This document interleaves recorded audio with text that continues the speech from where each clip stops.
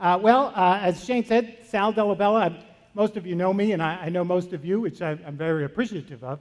But, about 20 years ago, I guess 18 years ago, Don and I and our family moved to the Archdiocese of Louisville. At that time, I was the director of religious education for a parish. I was then the coordinator of evangelization for that same parish. I was then the director of the ministry formation program for the Archdiocese, then the director of the Office of Ministry and Spirituality, then the director of faith formation. So here's the thing. One of the things I want to talk about is why we have a new Office of Evangelization. It's because they have no idea what to do with me. So they actually had to create an office, but no, that's not true. And we're going to talk a little bit about that. There's three things I want to talk about today for this last talk, and I'm so appreciative of the drummers. Thank you for waking everyone up. I really needed that.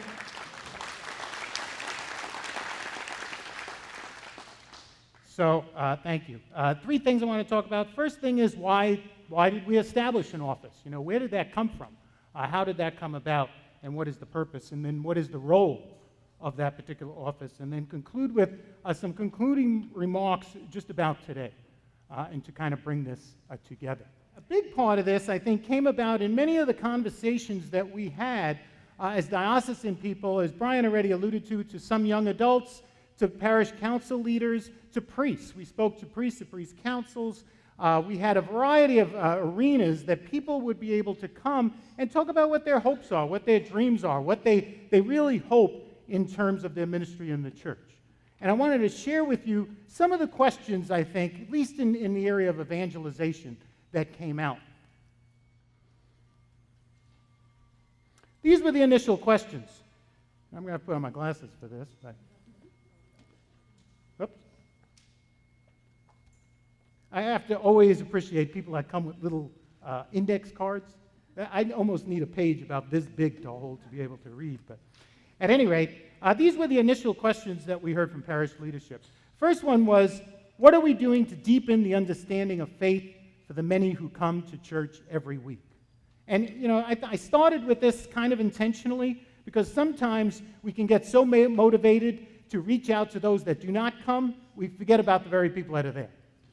And this came out. This really did come out. This was a concern. There are many good folks within our parishes, people that are hungry for the Word, people that are living the Word, people that are living that gospel, living as disciples, and we don't want to forget those people. They will need continuing, ongoing faith formation, encouragement, and affirmation, and we want to do that. The second is, how can we reach out to those who come occasionally?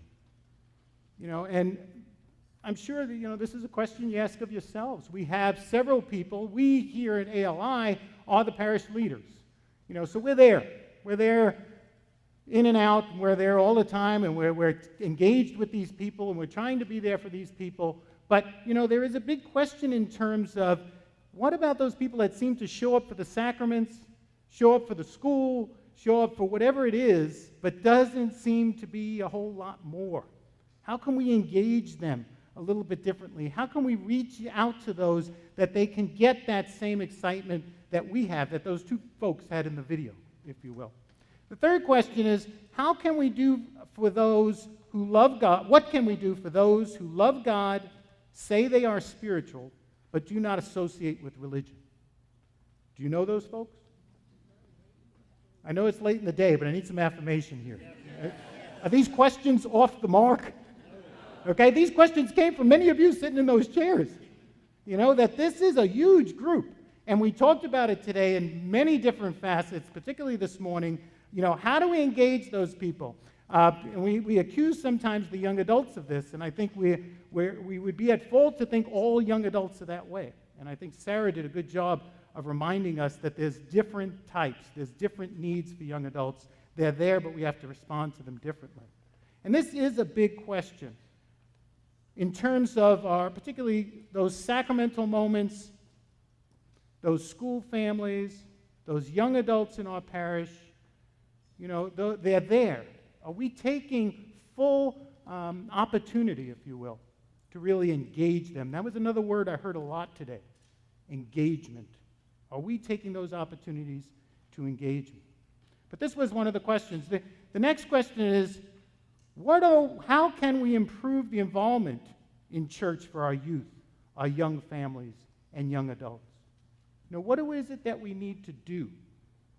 What are we doing to welcome back those who have been lost or have lost interest in the church or been alienated from the church?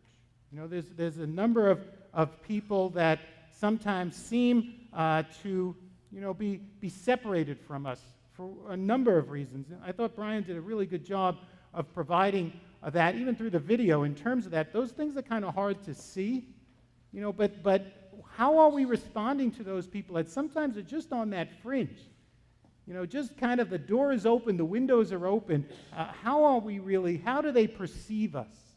My own experience with those young adults was there was a diocesan group that was brought together, and a number of young adults came to the diocese to talk about their experience within the diocese and the parishes and so on and so forth.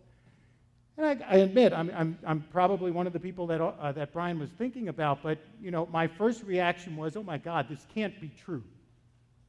And even in some cases, oh my God, this isn't true. But what struck me the most was that was their perception. That's how they saw our actions. We need to be willing to hear this. We really do. And I'm glad that we're beginning with the question of really beginning to open up ourselves and say, what do we need to learn here? What do other people see that we might not see for ourselves? And the last one is, how might we best engage the richness of our cultural diversity? And a little bit of personal story here. I had the honor of going to the LA Congress for several years, actually when I was back in California, and again this year, to be able to travel back there and experience that. And LA, as many of you know, is a very multicultural archdiocese, and just there's a variety of different cultures.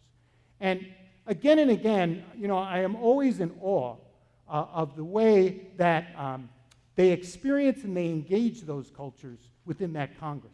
Now, granted, there's about, I think, 40,000 people that go to it, of a variety of different places, cultures, ethnic backgrounds, so on and so forth. But the richness is unbelievable, absolutely unbelievable.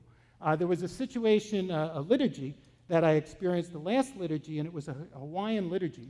Well, it was a liturgy, but there was an Hawaiian aspect of this liturgy that the literal Hawaiian dancers came out. And to bring out the book, in terms of before reading the gospel, the book was literally carried out by a Hawaiian woman who was carried up on this, these two poles, literally these two poles. And all these men had held up these poles, and this woman who was carrying the book, okay, this is just before the gospel, carrying this book is carried in with this. And there's drums playing similar to what you heard, so on and so forth. This person is carried in, goes up to the deacon who's going to be the minister of the word, and she's brought down on these two posts by these men. And she brings the book down, and as she brings down the book, the deacon bows, takes the book from her, and she's placed on the ground. Now, I know that sounds like a little thing, but it was very, very powerful, extremely powerful. Everyone in that room knew that that word, that gospel, was really, really important, and to really, really listen to what was going to happen next. Now, I use that as one simple example, and we have enough experiences even within this Archdiocese of Louisville, within the cultures that are represented within this Archdiocese, and the offerings that we have within this diocese. How can we welcome that cultural perspective? That cultural perspective brings in dimensions of the love of our faith, the engagement of our faith that we don't normally see it. And it is a way to engage ourselves and others within this mission of evangelization.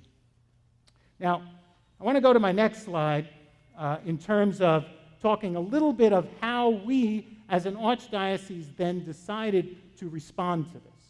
So, and I say response, but really I want to say it's more of how we decided to be in conversation with some of these questions. And that is by establishing the office of evangelization. Now, the Office of Evangelization, when I came on board, we talked a little bit about what are kind of our primary beliefs? What are some of the assumptions we're going to begin with? And it was simple, as most of today was. Basically, we started with that evangelization is the work of the whole church. And you heard that today. Did you not hear that in the presenters and the witness talks? It didn't happen through a single person. It didn't happen through a single role. It didn't happen at a single time. It happened all the time, by all different walks of people, by all different walks of life. People were engaged differently and touched by the encounters of people in a variety of different scenarios. And we wanted to begin with this premise, that it's not just the work of the office, okay, but it is truly, evangelization is the work of the whole church. In fact, we are a church in order to evangelize. The second assumption was that evangelization ministry is a coordinating function in collaboration with all agencies, meaning that the Office of Evangelization works with the other agencies in the diocese, collaborating, helping evangelization be realized in all the work that we do. So it's not a separate entity, but it really is a sense of doing it together. Brian and I talked and laughed a little bit about the next directors meeting where the agency directors meet and talked about bringing literally a folder on evangelization for every office. To be able to say and emphasize the fact that, you know what, evangelization is the work of all of us. It's not just going to happen in one very tiny room, by the way, very small room within some insiders know that joke, but at any rate, it is the work of all of us. And then finally, the last one, the primary purpose of that office and our work is to assist you all to become welcoming, evangelizing communities. So some of the things that you heard today, we already do, there's no doubt about it. But hopefully that we can engage in a conversation in ways that parishes can really begin to become evangelizing communities. And for what purpose? Well, obviously to spread the good news, but also to realize that it's not only your work, but it's the work of all Catholic Christians. It's the work of all people. And so how can you engage your parishioners to become evangelizers to others in the workplace, in the world, in society? How can we live this gospel even beyond our own doors? Now, I know this isn't easy. I know that because I worked in a parish. And for some people, when you talk about evangelization, it's a dirty word. And some people struggle with that, and particularly our parishioners. And whenever I think about that and whenever I engage in that to help our parishioners think differently, I think of a story. And the story, I'm going to show you a picture here because I was so impressed that so many people had their baby pictures, and their baby pictures were beautiful. Am I right? Am I right? I know it's late. I was an ugly baby, okay? First of all, when I was born, my dad said he picked me up and he wanted to put me back, okay? So I've got no baby pictures, but here's what I got. Well, I got more than that. I even got more than that. Where's my... Oh, did you get it? Yeah, Shiloh. Oh, thank you. Okay, there he is. Shiloh. All I got is my puppy. Okay? Everybody go, aw. Okay. She's laughing because she knows this has nothing to do with the story. No, actually it does have to do with the story. And here's the thing. Here's the thing about evangelization. And I agree, even when I even thought about taking this position, being such a good Catholic boy, I was thinking, evangelization, what is that really about? And I was reminded of this particular story of my dog Shiloh. Now, my dog Shiloh, as you can see, cute dog, 10 months old, cute dog, loved him to death. And the problem with Shiloh is as he got older, he would have occasions that he would constantly have worms. Now, we lived in California. There was a lot of fleas, so on and so forth, and worms just kind of comes with it. So we had all these worms, and the thing that they told us to do, the veterinarians told us to do was, to give the dog cod liver oil. I really heard, ooh, right? Ooh. I mean, you think of that puppy, and then you think of cod liver oil. And you think, how am I going to do this? How am I going to give this dog cod liver oil? Now, in my mind, I'm thinking cod liver oil, that's a nice little bottle and a nice little spoon, but cod liver oil is really this. No, not that. That. You got it? It's a fish in a bottle. Now, this is the taste. This is what I'm thinking. And I'm thinking, how am I going to get this? How am I going to get this to this dog? How am I possibly going to get this to this animal? Now, if that wasn't bad enough, when you think of Shiloh, well, he's kind of a small animal. Well, by the time he really had serious worms that they told us to do this, this is what he looked like. He was 75 pounds. Now, you see that tongue out there? That tongue was going all the time because this dog was energy. He was energy. He was going. He was hyper. He was big. He was powerful. And I had to get this spoon of cod liver oil down this dog's throat. So you can only imagine. And I needed the help of my wife. And most of you know my wife, Dawn. I'm big. Dawn's not big at all. And the two of us are trying to figure out how we're going to get this spoon of cod liver oil down this dog's mouth. Okay, so here we are, and we're holding the dog. She tried holding him. I'm coming in with the spoon. He's going back and forth. And she tried vice versa. I tried holding him. She came in with the spoon. Not happening, okay? And then finally, you get his jaws, and you get this spoon down there, and you close his jaws, and the tongue's still going, but the cod liver oil finally gets down. And we did this. I mean, we literally did this every day. We had to do this for this dog. And then one time, we got there, and Dawn was holding him, and she's holding this 75-pound dog, and I walk over there, and I got the spoon and everything else, and I'm coming by him, I'm trying to sneak up on him, and so on and so forth, and here he is, his nose, okay, big nose of the golden retriever, hits the spoon goes flying in the air, and the cod liver oil ends up on the floor. Now, I was amazed at what I saw next. The dog walked over to the cod liver oil and licked it up. A true story. She's here. She could admit it. A true story. What a revelation. They say God speaks in mysterious ways. What a revelation. Here I am thinking all my time, I got to force this stuff down people's throat. I got to give this to this dog. It's going to make him better. And I got it. And he's going to have it, come hell or high water, he's going to get this. And the funny part is, there was a reception to the dog all the time.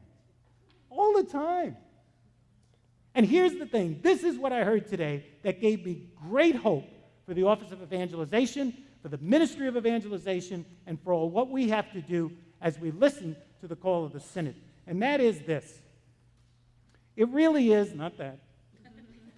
It's all about Jesus. I heard that again and again. It's all about Jesus. Now, the reason you all do what you do is because each of you have been touched, have been struck, have encountered the person of Jesus. Am I right? That's what happened.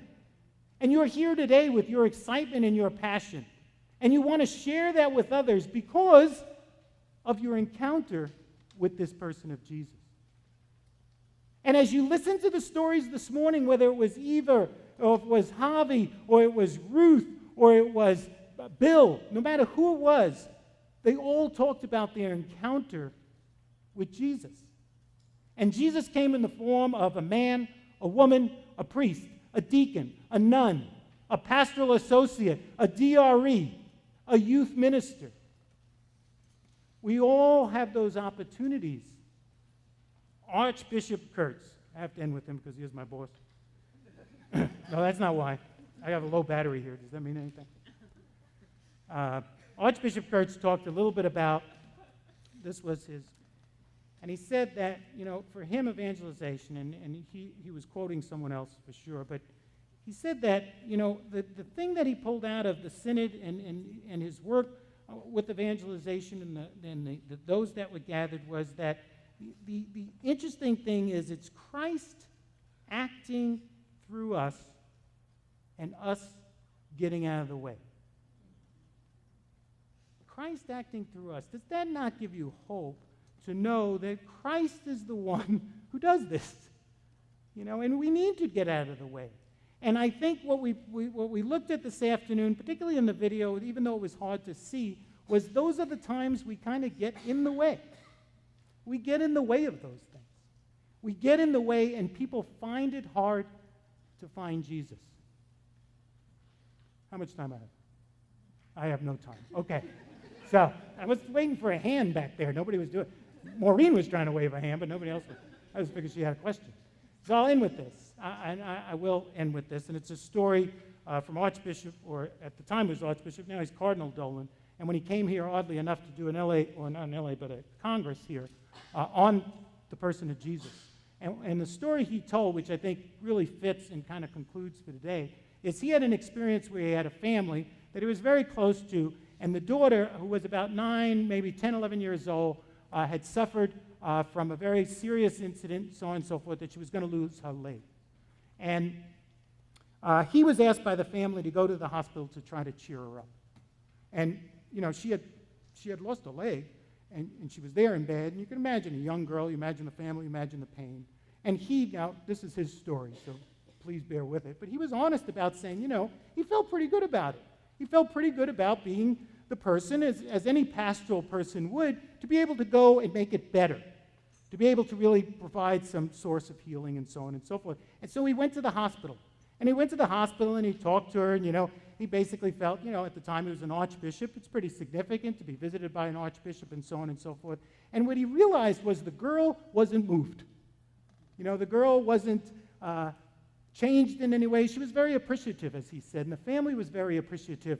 But he had felt like there was something missing. And in the time that he still talked with her, there was another person, a gentleman, a young man, who came in to the hospital room. And that man was holding literally a helmet, was in his football outfit, and so on and so forth, and came in and says, you know, is this so-and-so's room? And the cardinal, or archbishop at the time, and the family had said, yes, it is. That's my daughter. You know, she just had a situation. He says, yes, I know. Dr. So-and-so just told me that your daughter had lost her leg and asked me to come and speak with her. Now, it was interesting to me because Cardinal goes, or Archbishop at the time, goes on and says that, you know, he was struck by, who is this person? Here he is in kind of dirty football clothes. He's a kid. He's got long, scraggly hair, so on and so forth. You know, and here he is, kind of what's he going to do? And so he comes to the bed, and he looks at it, and he says to her, and he says, you know, you just lost your leg. And I guess right now you're probably thinking you're never going to play sports again. You're never going to be able to do those things you hope for again, and so on and so forth. And he said, but you know, I'm here to tell you that there is more possibility than you could see right now. That even though you're in your darkest time and your darkest moments, there is more possibilities than you can even see. And let me show you why I know. And he rolled up his leg, or his pants, and he had a prosthetic leg. He too had walked that walk. He too had realized what she had been going through. And in his own life, he saw it as an opportunity that he was able to be there, to play those sports he wanted, to be part of the community again, the group of athletes that he was part of. And now to be able to be, I think, a great evangelizer, to be able to share his life, his story, that was informed by this same Jesus that we talk about today. And the cardinal said, you know, that was Jesus. That was a moment that Jesus was realized and lived and experienced and encountered through another person. A person I myself didn't assume was automatically going to be able to do it. The closing call of today, and I believe maybe the invitational call to evangelization, is we can all do it. In those small moments, in those small encounters, in those times that we touch people in the most precious moments of their lives, we need to stop and say, how are we bringing Jesus? How is Jesus being realized in this situation? And what do I need to do to get out of the way? Thank you. Thank you, Sal.